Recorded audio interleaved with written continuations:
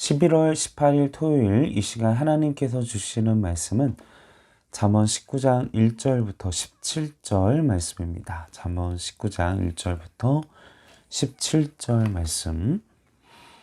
가난하여도 성실하게 행하는 자는 입술이 패역하고 미련한 자보다 나으니라. 지식 없는 소원은 선하지 못하고 발이 급한 사람은 잘못하느니라. 사람이 미련함으로 자기 길을 굽게 하고 마음으로 여호와를 원망하느니라. 재물은 많은 친구를 더하게 하나 가난한 즉 친구가 끊어지느니라. 거짓 증인은 벌을 면하지 못할 것이요 거짓말을 하는 자도 피하지 못하리라. 너그러운 사람에게는 은혜를 구하는 자가 많고 선물 주기를 좋아하는 자에게는 사람마다 친구가 되느니라. 가난한 자는 그의 형제에게도 미움을 받거든 하물며 친구야 그를 멀리하지 아니하겠느냐. 따라가며 말하려 할지라도 그들이 없어졌으리라. 지혜를 얻는 자는 자기 영혼을 사랑하고 명철을 지키는 자는 복을 얻느니라. 거짓 증인은 벌을 면하지 못할 것이요 거짓말을 뱉는 자는 망할 것이니라. 미련한 자가 사치하는 것이 적당하지 못하거든 하물며 종이 방백을 다스림이랴. 노하기를 더디하는 것이 사람의 슬기요 허물을 용서하는 것이 자기의 영광이니라. 왕의 노함은 사자의 부르짖음 같고 그의 은택은 풀의 이슬 같으니라. 미련한 아들은 그의 아비의 재앙이요 다투는 아내는 이어 떨어지는 물방울이니라. 집과 재물은 조상에게서 상속하거니와 슬기로운 아내는 여호와께로서 말미암느니라.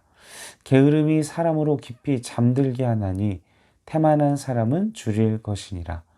계명을 지키는 자는 자기의 영혼을 지키거니와 자기의 행실을 삼가지 아니하는 자는 죽으리라. 가난한 자를 불쌍히 여기는 것은 여호와께 구워 드리는 것이니 그의 선행을 그에게 갚아 주시리라. 아멘. 자, 인생에 있어서 중요한 가치는 무엇일까요?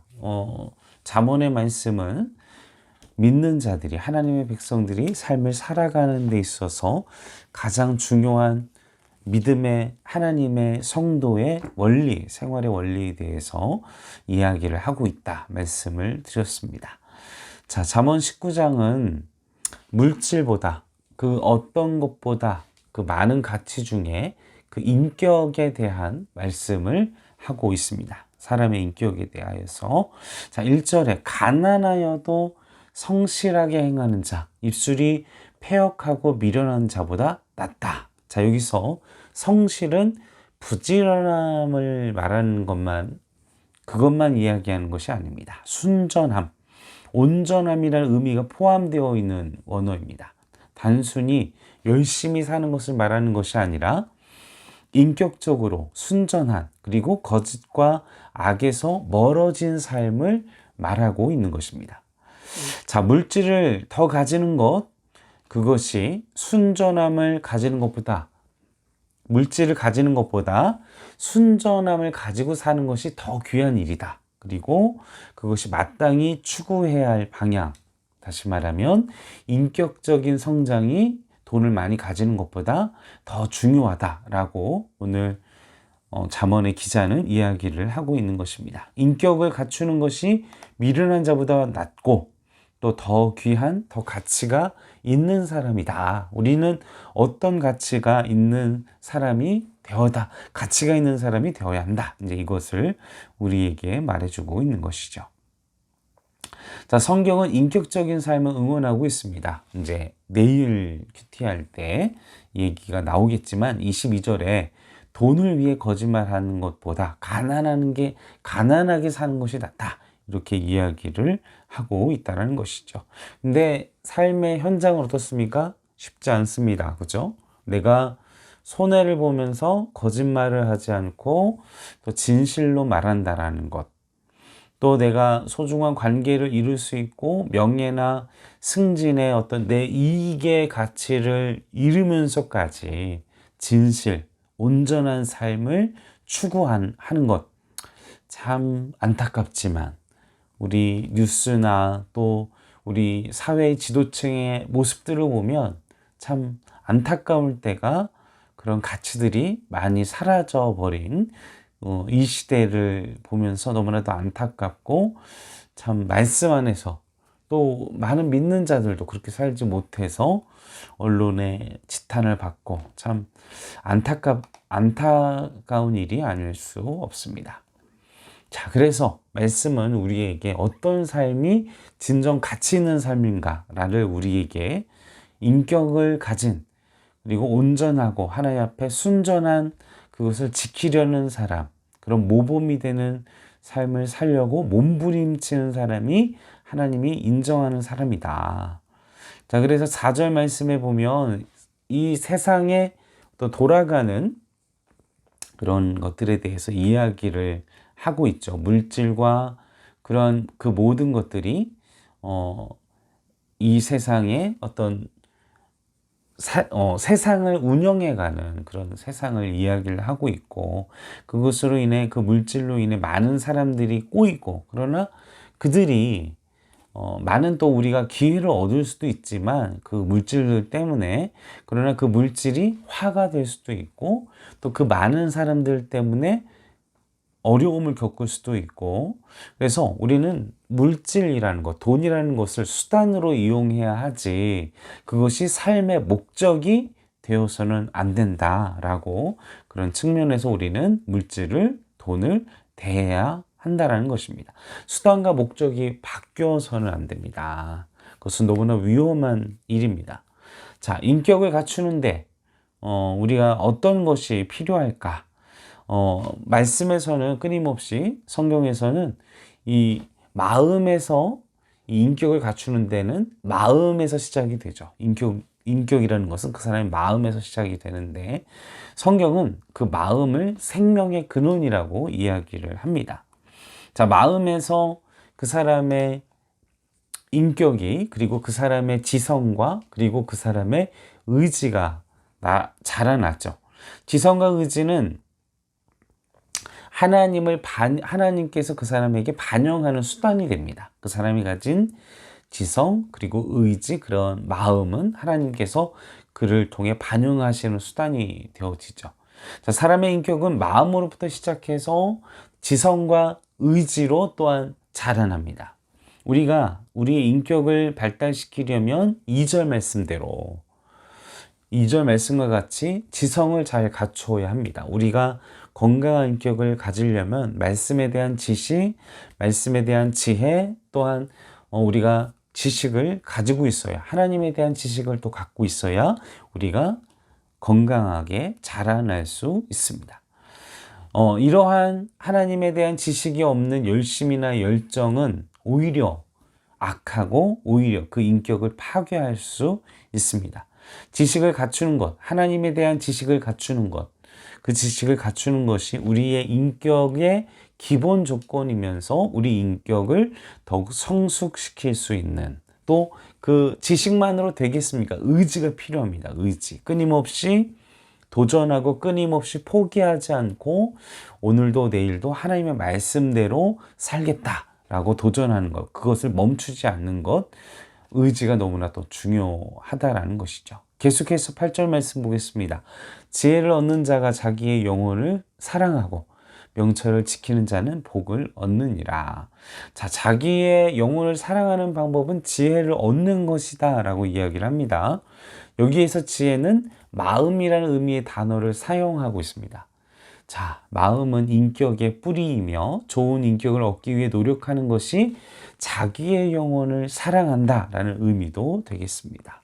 그래서 오늘 본문은 인격을 수양하는 다양한 수단들을 이야기하고 있습니다. 돈도 그 중에 하나이고요. 또 5절에 진실을 말하는 의로움, 또 15절에 보면 게으름을 타파하고 부지런함을 가지는 것도 그 사람의 인격을 수양하고 인격을 성숙하게 하는데 중요한 수단이다 이야기를 하고 있습니다. 또한 본문에서 오늘 1절부터 17절 말씀 가운데에서 두드러지게 강조하는 것은 가정에 대해서 이야기를 하고 있습니다. 여러분, 그 사람의 인격을 성숙시키고 인격에 가장 큰 영향을 미치는 것이 어디입니까? 무의식 중에 영향을 받는 곳, 가정입니다. 우리는 어려서부터 그 부모의 말, 그리고 부모의 행동, 그것으로 인해 내 자신의 자아가 형성되고 내 자신의 인격이 그 말과 그들의 그 가족 구성원의 영향 때문에 무의식 중에 영향을 받게 됩니다. 그래서 그 가정은 그 사람의 인격을 발달시키고 성숙시키는 데 중요한 기본적인 공동체가 됩니다. 그래서 13절 말씀을 보면, 그래서 가장의 다스림, 13절에 미련한 아들, 그리고 그의 아비의 재앙, 다투는 아내, 이 가정의 중요성에 대해서 이야기를 합니다. 그래서 이 가정의 자녀, 그 아내와의 관계, 이것에 대한 중요성, 그래서 부모의 교육, 아들이 미련할 때 부모를, 그 자식을 잘 가르치는 것, 그리고 부부 간의 올바른 교제, 또 부부 간에 있어서 지켜야 하는 것, 또 부부 간에 어떠한 관계를 이루어 가야 하느냐, 이것을 또한 강조하고 있습니다. 14절 말씀에 보면 계속해서 집과 재물은 조상에게서 상속하거니와 슬기로운 아내는 여호와께로서 말미암다. 슬기로운 아내는 여호와께로서.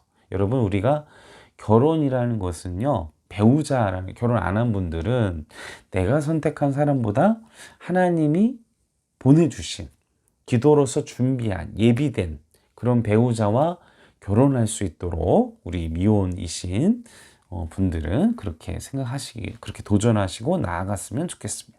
만약 또 믿지 않는 분과의 결혼이나 아니면 지금 현재 또 결혼을 앞두고 있는 분들에게 제가 나누어 드리고자 또 얘기를 할 수 있는 것들은, 우리가 믿음 안에서 또한 하나님께서 그 사람을 우리가 구원시키고자 예비해 주신 배필일 수 있습니다. 또 이 시간에도 가족의 구원을 위해서 기도하시는 분들이 있을 거라고 생각합니다. 여러분, 우리가 잘못된 선택이 아니라 내게 주신 그 한 영혼을 구원시키고자, 또 그 영혼을 위해서 기도하라고, 그 영혼을 위해서 십자가를 지라고 우리에게 그런 거룩한 부담을 주신 줄로 믿습니다. 그렇다고 해서 또 남편만이, 아내만이 우리는 서로의 십자가를 지고 나아가는, 그것이 가족입니다. 그것이 공동체입니다. 아내를 위해서, 남편을 위해서 십자가를 지고 그를 위하여 기도하고 그녀를 위하여 기도하면서 우리가 우리의 삶을 끝까지 걸어 나아가서 아름다운 하나님의 가정을 이루어가는 우리 행정교회 성도 여러분 되시길 주님의 이름으로 간절히 소원합니다. 자, 16절, 계명을 지키는 자는 자기의 영혼을 지키거니와 자기의 행실을 삼가지 아니하는 자는 죽으리라. 사랑하는 성도 여러분, 말씀 안에서 몸부림치시기를 바랍니다. 우리가 쓰러지고 넘어질지라도 말씀 안에서 살려고 몸부림치는 것은 자기의 영혼을 지키는 것. 그러나 말씀을 버리고 내 뜻대로 내가 하고 싶은 대로 사는 것은 내 자신을 파괴하는 일입니다. 그 사실을 기억하십시오. 마지막 17절입니다. 가난한 자를 불쌍히 여기는 것은 여호와께 꾸어 드리는 것이니 그의 선행을 그에게 갚아 주시리라. 사랑하는 성도 여러분, 하나님은요, 우리의 중심을 아십니다. 우리의 모든 마음의 그 근거를 아십니다. 그것대로 우리에게 갚아주신다 하십니다. 우리가 하나님의 나라를 꿈꾸고 나의 시간을 희생하고 나의 마음을 희생하고 내 물질을 희생하고 내 시간을 희생하고 내 달란트를 다른 사람을 위해, 하나님 나라를 위해 희생하는 것, 하나님께서 어떻게 하신다? 하나님께 꾸어드리는, 하나님께 우리에게 갚아질 것을 만들게 하신 은혜라는 것 생각하십시오. 여러분이 교회를 향한, 그리고 하나님 나라를 향한 여러분의 시간과 열정과 마음과 물질과 모든 것에 대한 희생, 하나님은 거저 받으시지 아니하신다 이야기하십니다. 그것을 기억하며 함께 기도하시겠습니다. 아버지 하나님, 우리의 삶 가운데 날마다 예수님을 닮아가는, 하나님의 성품을 닮아가는, 우리의 인격을, 우리의 성품을 하나님을 예수님을 닮아가는 일을 멈추지 않도록 도와주시옵소서.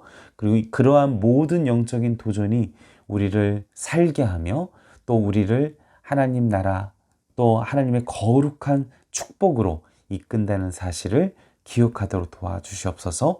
감사를 드리며 울고 나신 예수님의 이름으로 기도하옵나이다. 아멘.